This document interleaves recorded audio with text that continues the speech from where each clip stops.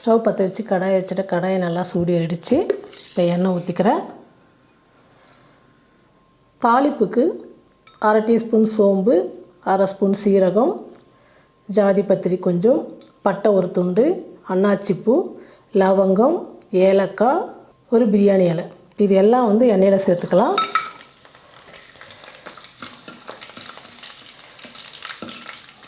எல்லாம் நல்லா வறுபட்டுடுச்சு. ஒரு பெரிய வெங்காயம் எடுத்து பொடியாக நறுக்கிக்கிட்டு இந்த வெங்காயம் சேர்த்துக்கிறேன். வெங்காயம் நல்லா வதங்கட்டும். 1 டீஸ்பூன் வந்து இஞ்சி பூண்டு பேஸ்ட்டு சேர்த்துக்கிறேன். இப்போ எல்லாம் நல்லா வதங்கிடுச்சு. 1/2 கிலோ சிக்கன் சேர்த்துக்கிறேன்.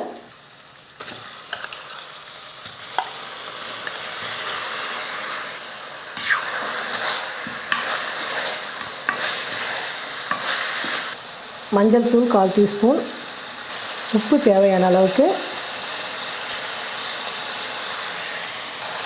மிளகாத்தூள் 1/2 டீஸ்பூன். மிளகாத்தூள்லாம் சேர்த்ததுக்கப்புறம் ஒரு 2 நிமிஷத்துக்கு வந்து எண்ணெயில் நல்லா வதக்கிக்கலாம். சிக்கன் நல்லா வதங்கட்டும்.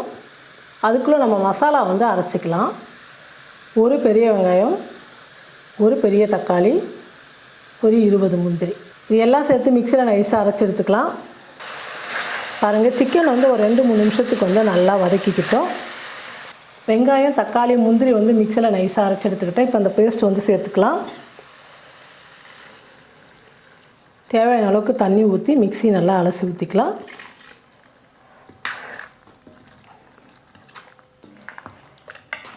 சிக்கன் வந்து 2-3 நிமிஷம் வெந்துடுச்சு ஏற்கனவே. இன்னும் ஒரு 5 நிமிஷம் சிக்கன் வந்தால் போதும். அதனால் தேவையான அளவுக்கு மட்டும் தண்ணி ஊற்றிக்கிட்டால் போதும். இப்போ ஒரு மூடி போட்டு மூடிடலாம். சிக்கன் நல்லா வேகட்டும். பாருங்கள், சிக்கன்லாம் வந்து நல்லா வெந்து கிரேவி வந்து கொஞ்சம் திக்காக நல்லா வந்துடுச்சு.